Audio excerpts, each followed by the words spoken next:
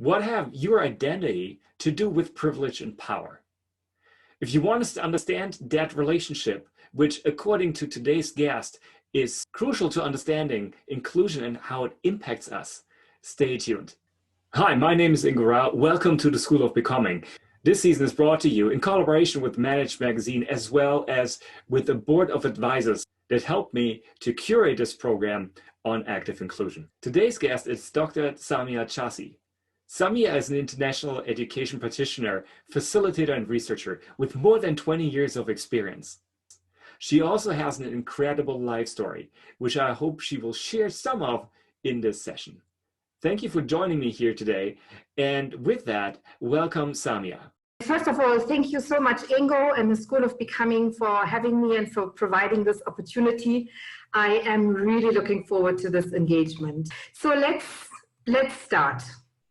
So when you signed up for the session, you might have read the description that we used to advertise today's conversation, and I don't want to go into all the detail of it, but there's a couple of things that I would like to highlight. So the basic assumption of today's conversation is that inclusion is something for everyone. And I hope by joining us today, you subscribe to that notion to say it's actually something that affects every single one of us in our everyday lives. And this session is meant to be an opportunity for all of us to also critically reflect on ourselves for starters. And we will structure the conversation along those three key concepts: identity, privilege, and power. Look at them individually, but also look at how they are interlinked and interwoven. And dealing with these topics, identity, privilege, and power, can sometimes be uncomfortable, can sometimes even be painful. And so I'd like to invite you to just stick with it. And if you do have these feelings of discomfort and pain, please work with them. Let's work through them and really be here to be open, to learn, to perhaps unlearn, to share your thoughts, your experiences. This is really an opportunity for engagement, not so much a lecture or a presentation on my behalf, but an opportunity for us to have a conversation on these topics. And so I've prepared a number of activities, as Ingo said, all throughout to really make this a truly interactive session. And as Ingo mentioned, in the series of activating inclusion that the School of Becoming is offering, there is a couple of different ways in which inclusion will be addressed. Today, the focus is really on the personal level and on how inclusion affects our everyday lives. So let's go right in and start with our first activity, which is my question to you. Can you please tell us, what does inclusion mean to you? And please use the chat box to type in your responses. These can be words, phrases, sentences, experiences. Just kind of like tell us, what you think, what comes to mind when you hear the word inclusion. Please remember, there are no right or wrong answers. This is not a test. This is really just to see, what are we all kind of like bringing to this conversation? What are the perspectives that we all bring? And Ingo, please help me, because I'm struggling to see the chat at the moment. Oh, here we go. I think I've got the window back. So someone is saying to treat others as they want to be treated, being welcome, part of a larger whole, creating spaces, physically, virtually, emotionally. This is moving quite quickly, so I'm struggling to read everything. A state of being accepted, belonging is something that's mentioned here. Actively ensuring a safe space for everyone involved, state of being accepted, safe, welcoming environment. That is really a theme that is kind of like recurring, respecting and encouraging diverse viewpoints and experiences, etc., etc. Not to question myself in any environment, framework conditions in which everyone can develop their potential. I feel like I am home. Thank you very much. I think you can see that, and please keep typing your responses in the chat box. But the idea really here is to, for all of us to have an understanding of what this word means, because it's quite a big concept, and we can look at it from different aspects. We mentioned comfort, access, equality, belonging. Sometimes if you are in an organization, it might be an issue of compliance even, in South Africa, and I speak from a South African perspective today.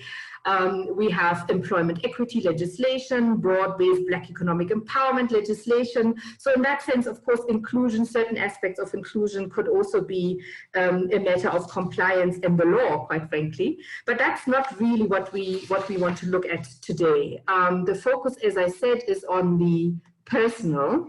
And what I would like to do next is I asked you that question and you shared your responses so freely and willingly. So I want to tell you a little bit more about where I come from when I look at inclusion. I think that will help you understand my perspectives and perhaps understand how I put this kind of like conversation together.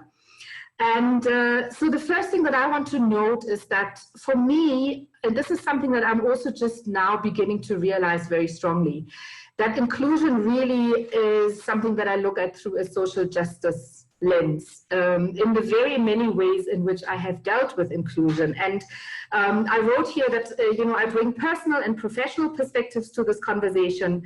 In terms of my personal perspectives, for example, I grew up as the only Black child in a white community. For a very long time, I was the only Black person I knew in kindergarten, in school, and to some extent even at university. And so issues of inclusion kind of like have been with me from the very start.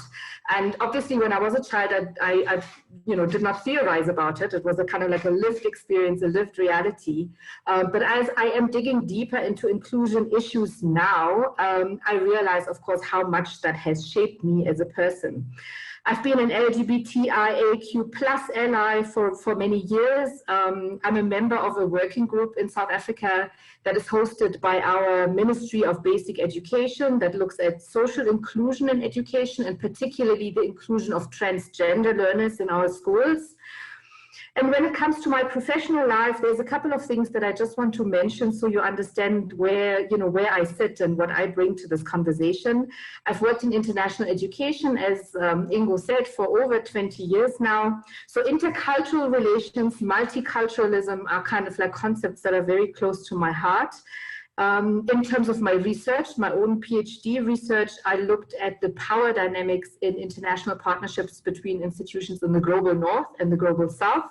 So that's another aspect of inclusion for me.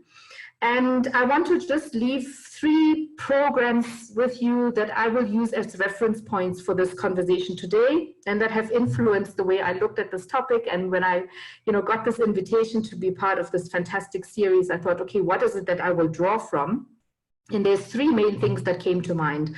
One is a program that was offered at Wits University when I worked there. It was called Safe Zones. So that's a training program for LGBTIAQ+ allies. I was also trained as an active citizens facilitator when I worked for the British Council. Active Citizens is a social leadership program that promotes intercultural dialogue and social responsibility. And recently I attended a 5-week foundation webinar that was hosted by the Cohesion Collective, which is a company, a firm that is based here in Johannesburg in South Africa. And they do fantastic work in the inclusion space in assessment, training, and advisory. And I've given you their name and their email addresses, or their websites rather, so you can go and check them out.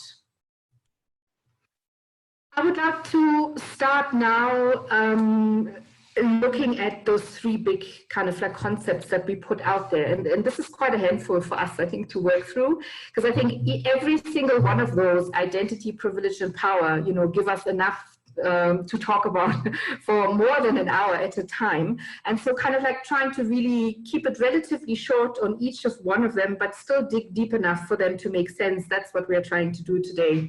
So what I'd like to start with is a short definition, and I've deliberately chose, a source that's available to everybody and not an academic kind of like reference, but I went to the online Cambridge Dictionary and I looked up these terms. And so for identity, if we start there, this is the definition that I found. Identity is who a person is, or the qualities of a person or group that make them different from others.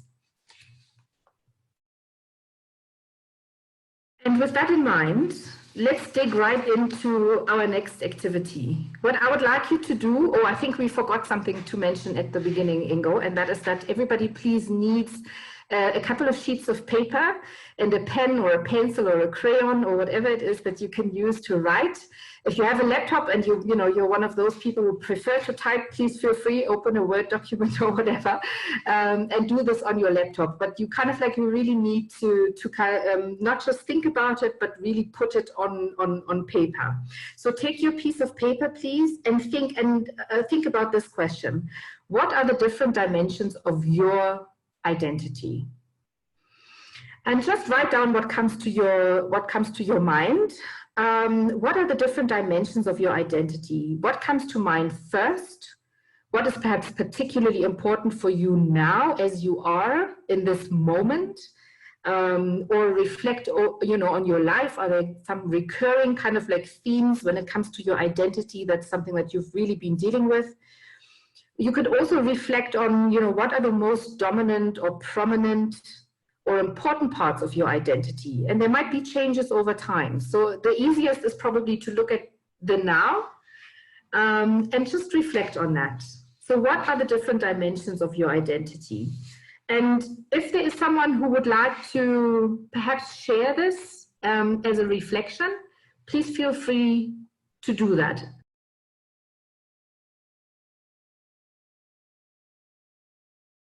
Let's move on.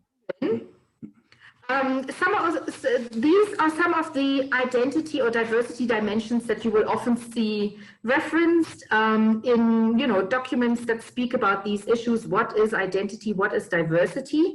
And so I've kind of like written some of them down here. I'm going to just talk about them very briefly. I think many of them will speak to you and you will understand what is meant by this. If you have questions, please feel free. But very often, and particularly at this time, I think where we have big campaigns about, Black Lives Matter, etc. in the US, race, of course, also in the South African context, race is a very, very important identity dimension that we deal with almost on a daily basis.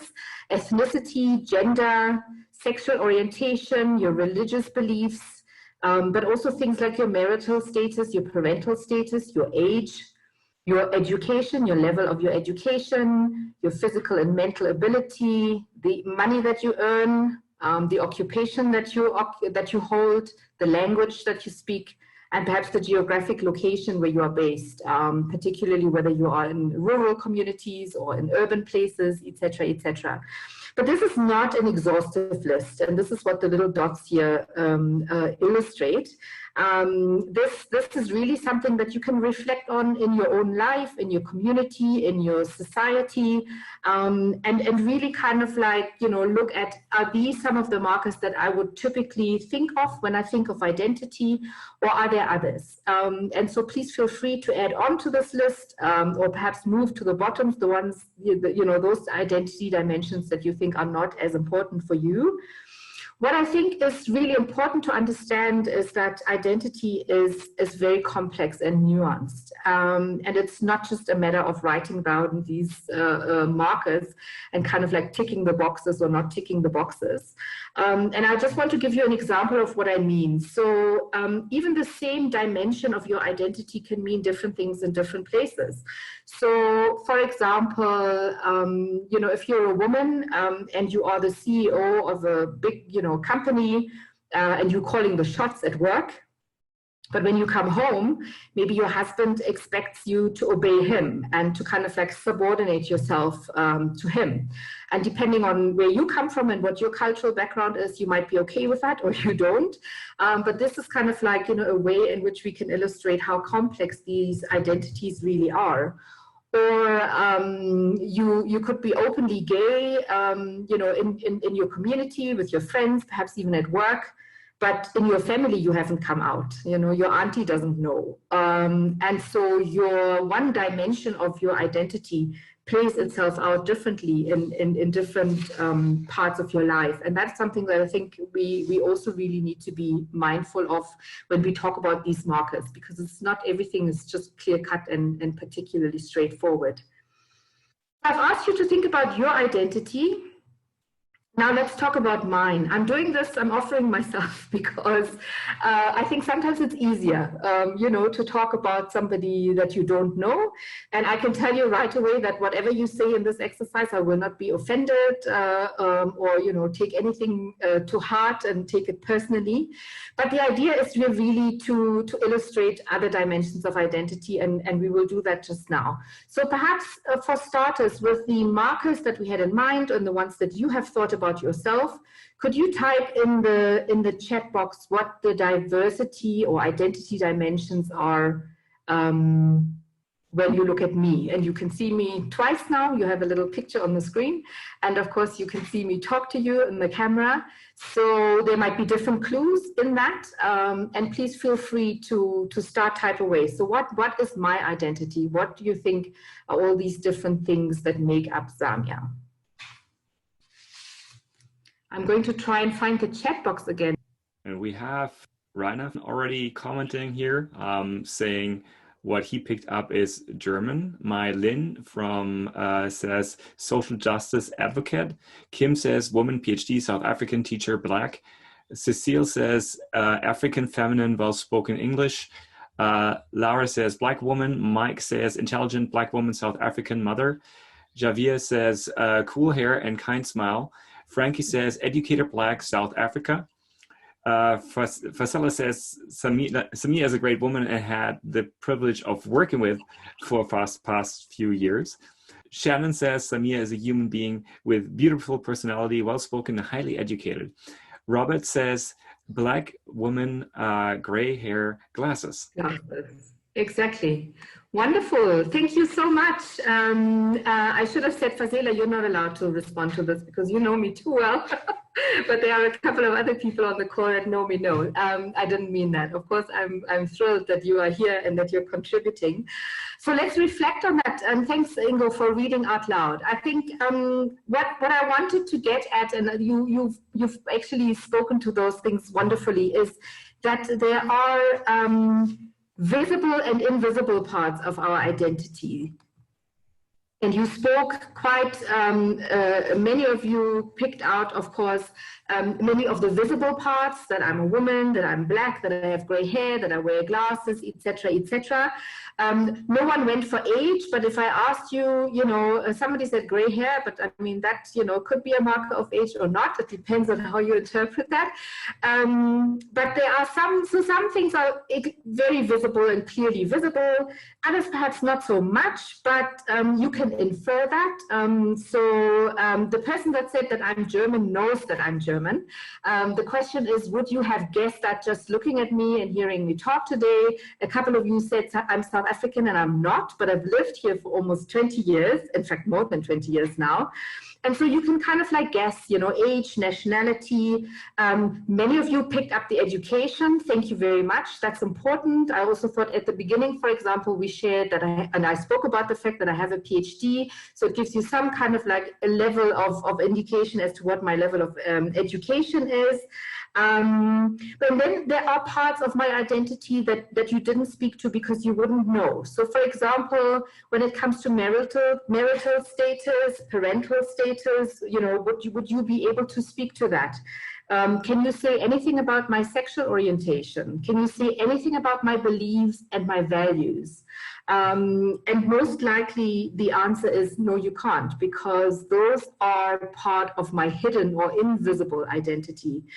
And what I find quite interesting in the conversation around identity, and especially when we take it into interpersonal relations, is that often conflict arises, particularly when we look at those hidden parts of our identity.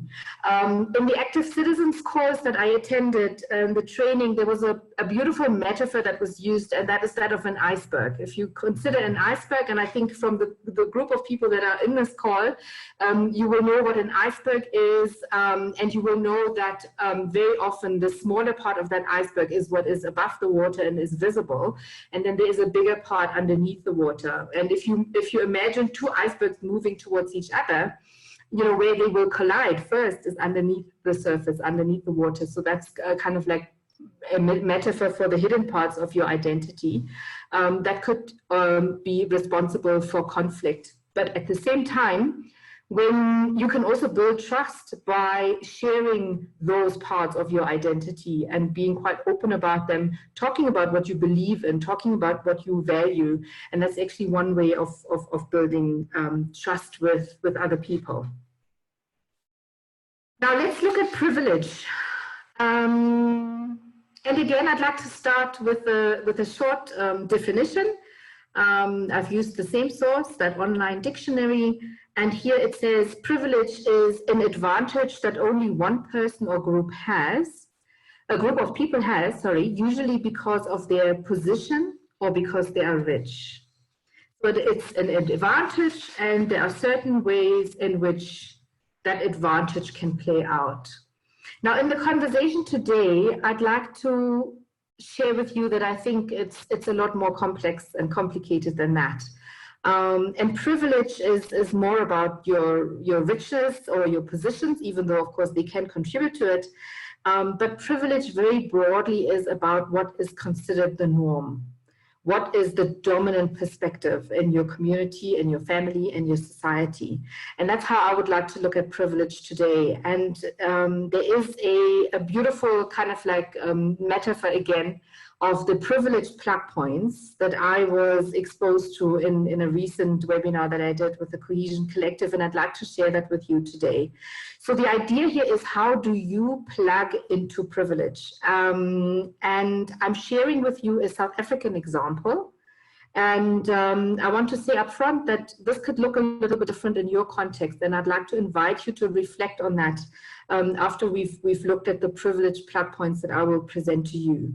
But from a South African perspective today, the world as we know it and the society we live in is very influenced and kind of like caters for these identity dimensions: white, heterosexual, male, able-bodied, Christian or Christianish, some say, English-speaking, and upper income.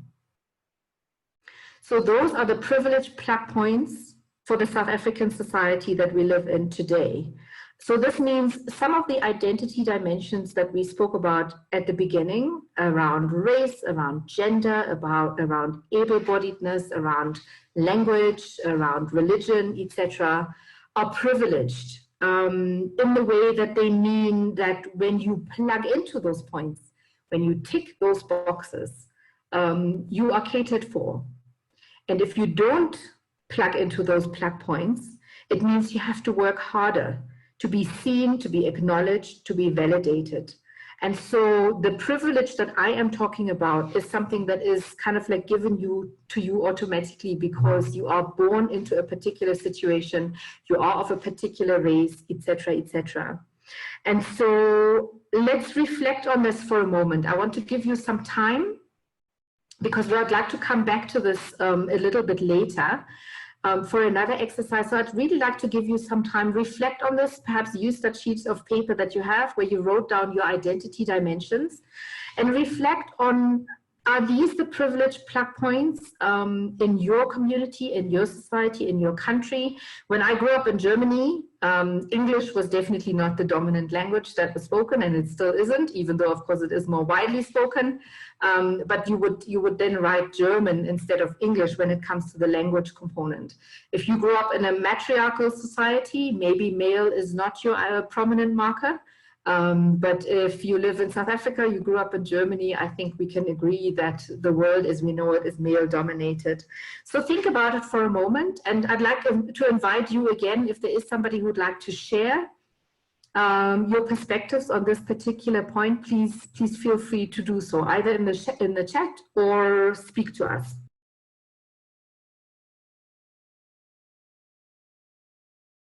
Zela, for example, says, if you add French to English, then the situation as I presented here is not very different in Canada. Someone said, Frankie, privilege is also around unearned advantage. Yes, it's kind of like given to you. You don't have to earn it. It's given to you automatically. Exactly. White, adjacent, heterosexual, highly educated, English-speaking US citizen is what my link says. Yes, so I think there seems to be some agreement on these kind of basic categories. But as I said, do, investigate for yourself, think about this, reflect about it some more. What I also want to note is that what is particularly important, and this relates to what you have just also pointed out about privilege being unearned, is that we can't understand privilege if we don't reflect on it critically and take history into account. And so, for example, when we talk about Black Lives Matter and we talk about racism and we talk about apartheid legacy in South Africa, we have to understand the history of colonialism, of slavery, of discrimination, of violence, etc., etc. If we don't unpack that, I think we will not get to the bottom of the conversation around what is privilege. But that is maybe for another day. What I would like to do now is give you something to dig your fingers in again. And hopefully you can see those 4 images well on your screens. My question to you is, so look at them. I'm going to just give you a moment to look at them and interrogate. And the South Africans that are on this call will know immediately what this refers to. But I think everybody else can have a really good idea. So look at those images and please respond and tell us, what do they have to do with inclusion? And please, again, either type in the chat and we'll look at that, or if there is someone who wants to come and speak, please feel free to do that.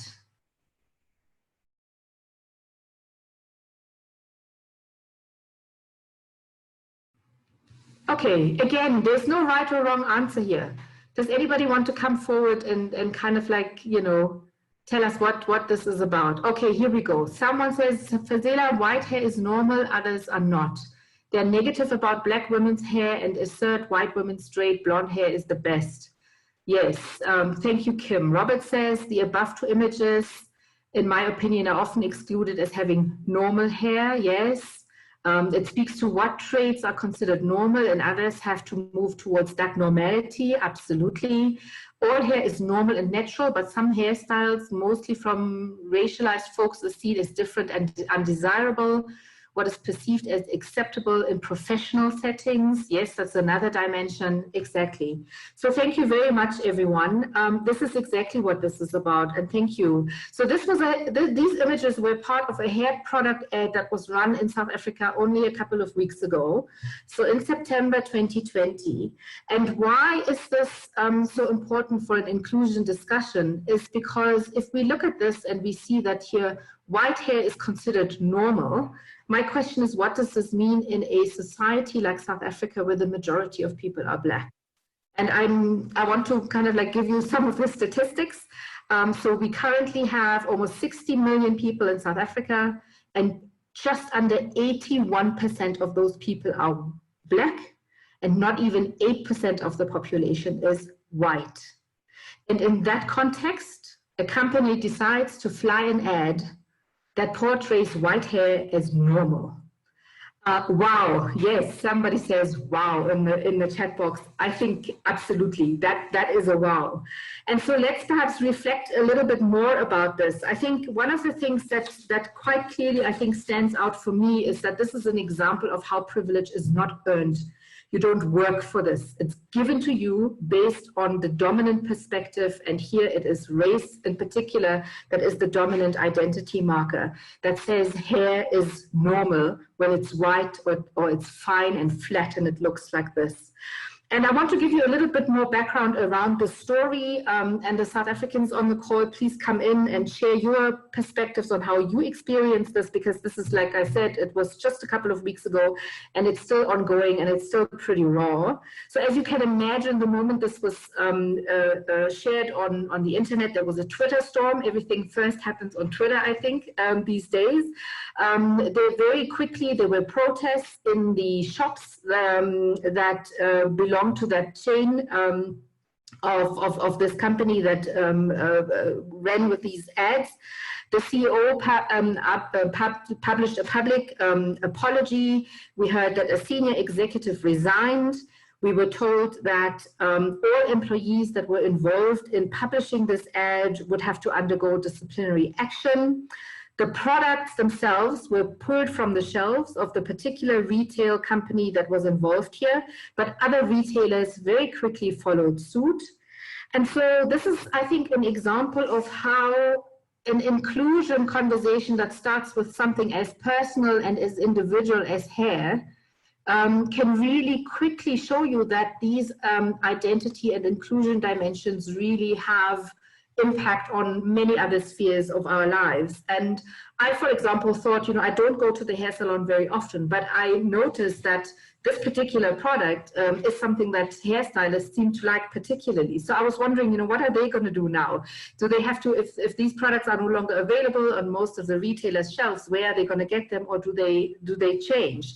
Somebody also said, this is not all bad. First of all, it's an opportunity for us, of course, to discuss these issues again.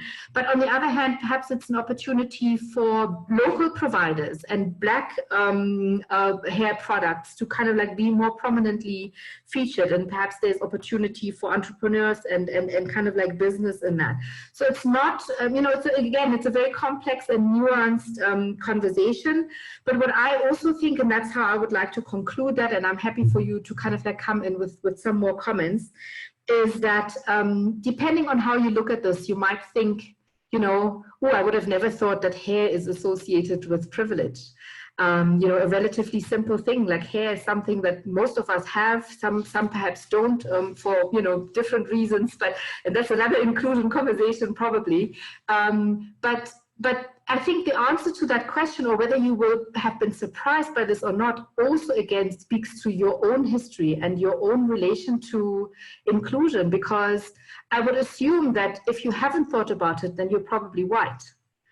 But if you have Black hair, you will have thought about what it means, because it is one of the things, there is not a week or a month at least that goes by in South Africa where there is not a story about Black hair, about, young Black girls being disciplined in school for unruly hair. And, there's hair policing, there's discrimination, the whole marketing, beauty industry standards. And so this is something that is very close to many people. And when you just Google it, you will find, there is quite a flood of things that comes to you. And one of the most prominent examples for me was last year, for example, a South African was crowned Miss Universe. I don't know if you follow those beauty pageants, but the important thing about that for me was that there was so much conversation about her hair, because she very proudly went into the competition, and on the picture that crowns her as Miss Universe, she wears her Black hair, natural hair, proudly. And one of the things, in fact, that she said is that, when she grew up, she never thought that a woman that looks like her with Black skin and Black hair could be considered beautiful. And that she was hoping that, this day that she was crowned Miss Universe with her natural hair would make a change. And so I think this is kind of like how we look at it. Again, she's a queen, says somebody. Yes, thank you, Mike. Very inspiring, absolutely. And she, I think, is one of those people who has really used her platform as Miss Universe to kind of like, inspire young girls, inspire women, inspire men around the world, really, but also particularly, of course, in her home in South Africa. And so I think these are some of the points here that I wanted to point out, talking about privilege. Beauty industry also sells products by telling women something is wrong with them. Fine and flat is undesirable in this context. This campaign is racist and demeaning to women. Lara, I totally agree. The politicization of Black hair is also another privilege others don't have to deal with. Absolutely, Ola. I'm just reading a couple more of your comments here in the chat box. Thank you so much for contributing to this conversation. What I would like to do now is move towards the last element in our kind of like three-part story today, and talk about power. And again, a very short, in this case really very short definition that I found in the online Cambridge dictionary. And here it's simply put like this: power is the ability to control people and events. Power is the ability to control people and events. What is important, I think, in our conversation today is that power lives with privilege. Power resides with privilege. Power is in the home of privilege. And I want to come back to the metaphor that I used earlier of the plug points. So I've given you a plug here because I want everybody to understand and to think around that you really, when you plug into those plug points, to those dominant perspectives that could be specific in your context, but you know what they are. So if you plug into them, you immediately draw power. It's literally like putting a plug in the wall socket. And because we are here, the picture that I'm showing you here is a South African plug. So it's that famous 3-pin kind of plug, but I'm aware, and this is an inclusion conversation, that the plugs in your part of the world might look very different. So I found a beautiful little map on Wikipedia that shows us exactly how many different power plugs and sockets there are in the world. So just again, you know, make this your own. Think about what does your plug look like? What does your wall socket look like? And what does this metaphor of plugging into privilege mean in your particular context? And how do we draw power from our privilege? And so, again, here, this is an opportunity to reflect on the different contexts, the different histories of privilege and power and how they bring us to where we are today and what they mean. And so before we move to another exercise, I just want you to tell me quickly, what's the opposite of privilege? Just type in the chat box, please. Oh, somebody says, I love the metaphor analogy of plug and electrical systems. Well thought. Well, thank you. I'm not taking credit for that. This was an example that I'm sharing from one of the courses that I have attended, but I totally agree. I think it is something that, you know, really brings the message home very quickly. Coming back to my question around the opposite of privilege. Someone says oppressed, disadvantaged. Yes, anything else? Oppression, disempowerment, marginalization, oppression, yes, absolutely. Being silenced, being left out, being discriminated, yes, exactly. I think we are all in agreement as to what we mean. I will, going forward, use more inequality, yes, thank you, and being invisible, thank you very much. Going forward, I would like to use oppression as the opposite to privilege, but understanding that it is not, you know, that all these other dimensions and contexts and words that you've used speak to the same issue. Another activity for you, please. And this is something that I'd like you to do, again, if you have a sheet of paper, because now I want you to be creative, and draw a power flower, or draw a flower that we will turn into a power flower. So if you have a sheet of paper and your pen, pencil, crayon, or whatever it is that you are using, please will you draw a flower. And this is not important what it looks like. It's not about your, you know, creative ability. I drew a flower and put it up here for you to show you that I'm also just, you know, trying my best in being creative, but I put a very nice frame around it, I think. And so what is important is that we have 2 sets of petals on this flower, one bigger set and one smaller set. And you can draw, let's say, between 3 and 5 petals, not less than 3, not necessarily more than 5. So between 3 and 5 petals, on my example here, I drew 5, so you could do the same, just copy this or make it your own. The important thing is we have 2 sets of petals, a smaller set and a bigger set. And then feel free to write your name in the middle of that flower or on, you know, on your sheet of paper somewhere, because this is now symbolizing you. And when you are ready, I would like you to do the following. I indicated here on the slide, so for you also to remember and to look at, that the big petals will symbolize the privileged parts of your identity. So think back, please, to the exercise that we did, and perhaps you have that sheet of paper still in front of you, or you think about it. So the privileged identity dimensions that you have, those are the big petals. And the small petals are the oppressed identity dimensions, the oppressed parts of your identity. And please take the flower and reflect on this for a moment and write down into the petals what your oppressed identity dimensions are into the small petals, and the bigger petals, your privileged identity dimensions. And use 3 to 5, depending on how many petals you drew. If you have more, by all means, make a note. You can, continue that on the side. It's not about having them all, etc. It's an opportunity for you to reflect on your identity dimensions, but from this particular perspective of where are you privileged and where are you oppressed.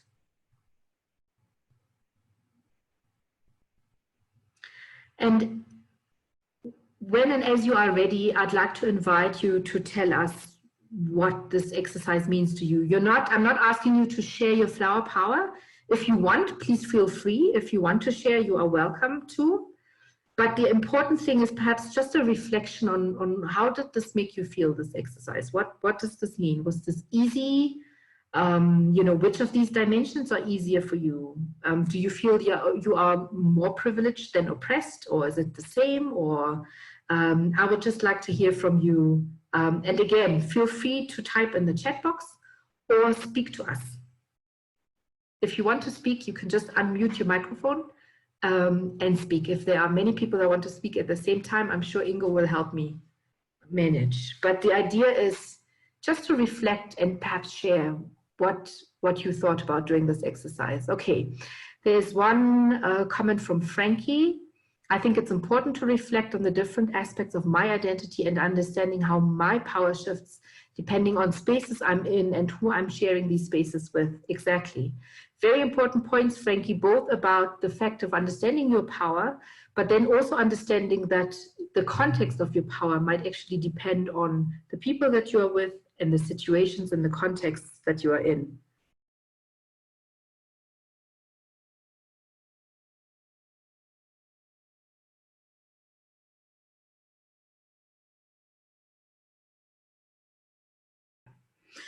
Thank you so much, Mike, and thank you for your honesty in sharing that, because I think that's really important, and that's why I said this. We're not judging here. We're not judging you. It's not about assigning blame to anybody. And if you have experienced that, the big petals were easy for you or they came quite naturally, that's a reflection of your reality. You mentioned a very important point, Mike, mental health. Is certainly, I think, something that, particularly also in this time during the lockdown, we hear about a lot more, perhaps. In South Africa, it's, for example, in higher education, in the field that I work in, the mental health of our students, particularly in this time where we find it quite difficult to keep in touch with them, sometimes don't even know where they are, where they ended up during this lockdown. Those are issues that are absolutely important. And also what you said about, your economic situation, because as you said, it can also change, right? You can be an upper income earner, and kind of like be on the privileged spectrum, but when you lose your job or you lose your income, that privileged identity dimension can really change.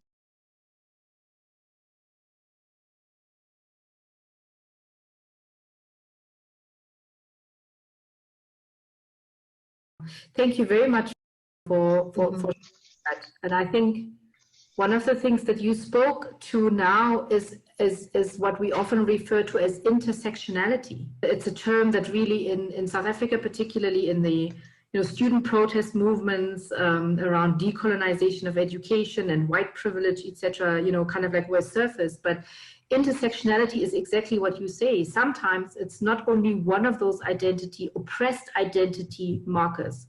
It's many of them. And so there is kind of like almost a hierarchy to some extent, or a spectrum.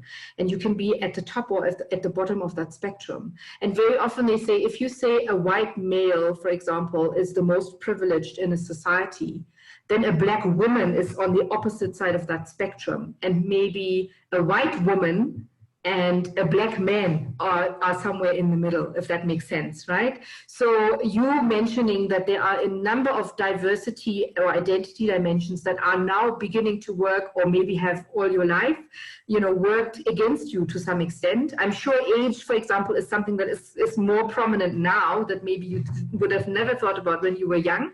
But now as a professional woman, ageism, etc., that is now something that also becomes important, which again, I think also illustrates illustrates that privilege is not cast in stone and neither is oppression. These things can actually really change and fluctuate, but it also can be that some of them stay with you. You know, you can be oppressed all your life because you are a woman, for example, and you live in a patriarchal society. I'd like to invite you, okay, there's a couple of comments here, let's not ignore. I see from Penny, I've only ever thought about my privileged dimensions, and this had made me acknowledge that I have oppressed dimensions too. Absolutely, absolutely. I think it's a very powerful exercise. It's kind of like a simple exercise, but it really forces us to dig a little bit deeper and to reflect. And it's not about, you know, filling them all up or whatever the case is. It's really just this exercise of engaging with your own identity and what all the different parts of our identity mean. I'd like you to do something else now with that flower power. Can you please look at your flower power? And I'd like you to make a change. Use 1 or 2 petals. It's not really important. Let's just even do 1. If you want to do 2, please feel free to do that. What I would like you to do now is I'd like you to use a privileged petal, so a big petal, and turn it into an oppressed one. So let's say you said white, your privilege, one of your privileged identity markers is that you are white. Can you give yourself a minority? You know, it could be black, it could be, you know, Indian, I mean, whatever your context is, okay? So please change one of your privileged markers into an oppressed marker. And then please do the same with one of your oppressed markers. So if you're, for example, Fazela, if I may pick on you, if you said woman is one of your oppressed markers, can you please use this exercise to be a man? Or imagine yourself as a man. So do it with one set of petals or 2, or maybe even 3. It really, the important thing is that we are making this change and we're making this shift. So I'll give you some time to do that. So the idea is to change these petals around. Turn a privileged identity marker into an oppressed one, and turn an oppressed one into a privileged one. And now reflect on that. How does that make you feel? Imagine your life as that person. So Fazela, imagine how your life could have been different if you were born a man. If you are a black man or a black woman, imagine how your life might have been different if you had been born white. Or whatever you chose. I'm just giving some examples here. The idea is that put yourself into the shoes of that person, that new identity that you've created, that new power flower, and imagine yourself in that situation. What do you think could have been different, would have been different? What are you certain would have been different? Would you have been ended up, you know, in a different profession, in a different role in your community, whatever it is? And again, if 1 or 2 of you want to come forward and speak about what this means, please feel free to do so, or again, type in the chat. The idea is to say, you know, and this is an opportunity to practice empathy really, and to put yourself into someone else's shoes and try to imagine what that life of that person looks like. But you are starting with yourself. So you're imagining your own life differently based on those different dimensions. Does anybody want to share? You're still thinking about it. Okay. I can share one, Samia. I changed like English speaking to non-English speaking. And for me, being a German living in North America, that would have never been possible. And then I thought about all the literature that I would never have access to, and all the people I would never have met. And for sure would have met different people, but I wouldn't have learned what I learned. And it's kind of a weird, almost threatening feeling to my identity, to be sure. Yeah. No, absolutely. And again, in the South African context, when I look at education, higher education, issues around decolonization, the role of colonial languages and the domination of English in academia, for example, you know, questions of access, you know, the majority of South Africans, even though English is one of 11 official languages that is spoken here, but it's not the first or mother tongue language, first language of the majority of the population, but it is the main language of instruction in higher education, for example. And so it creates, you know, a whole kind of like dynamic around access, around how well can you perform in a language that's not your own. You might speak 4, 5, 6, 7 other languages fluently, but it's that one that you are now measured on, and sometimes your intelligence is measured, you know, in line with how well you speak that language that is perhaps, you know, your 6th or 7th language that you've learned. Okay, would like to move on to our last part. Thank you again for everyone who's sharing. I see there is a couple of more comments in the chat box. Thank you. I invite you to look at them. And I'd like to kind of like talk about the last point and make the connection to the topic of the session, which is activating inclusion. And one of the things that I would like to propose that we can do, you know, working towards inclusive action and to be more inclusive in our lives, is to go back to the privilege question and acquire skills that are referred to here as the privilege skill set. And the privilege skill set really means there's 3 things that you can do. Now that you have understood what your privilege is, and many of you identified that you are privileged in some of those, or many of those dimensions that we spoke about. And so the important thing is, first of all, to own your privilege. So to understand that you have it, and to go through this kind of process of awareness as we've done, to say, you know, what is my privilege? Be aware. Also understand that privilege attaches to you whether you like it or not. So there is certain privilege that will attach to you because you are a white male, Ingo. Whether you like that or not, the question is, what do you do? What do you do with it? And that is really, so the second step here is to check in with your privilege. I think some of you already indicated that very beautifully in the comments that you shared, that your privilege can change. Mike, for example, right? That situation that you shared with us in terms of your economic situation. So sometimes privilege is fluid. And I want to share an example with you from my PhD research, where I used a South African university as a case study to look at these power dynamics in North-South partnerships. And it was very interesting that many of my research participants complained about how they are being treated as Global South junior partners by their, you know, more powerful, more resourced partners in the Global North. But interestingly, when they then engaged with partners in the Global South, all of a sudden they put on a northern hat, and they were as exerting their power in relation to even poorer institutions, for example, elsewhere in the Global South, or even on the African continent.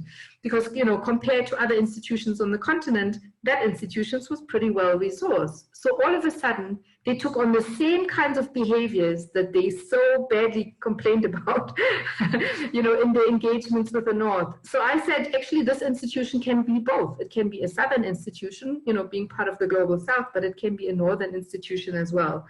And one of my participants actually used that phrase. He says, you know, we have to learn from the students in the student protest, and we have to check our own privilege. And that's also part of this privilege skill set that I'm sharing with you. And then the third step in this process is to repurpose your privilege. So whenever you realize that you are privileged, try and think, what can you do to use it for the better? To share it, to, you know, make it kind of like wider, use opportunities to come in. I think a wonderful example that we've seen now is Naomi Osaka in the US Open, wearing her Black Lives Matter masks, using her platform, you know, to show a light onto the issue. And so again, it's not a crime to be privileged, but it's a crime, I'm using crime in parentheses, not to do anything about it. So our responsibility really is to do something about it. And as we're coming to an end, I would like to maybe give this to you as homework rather than something to do now, but really ask yourself, how can you take inclusive action by repurposing your privilege as of today?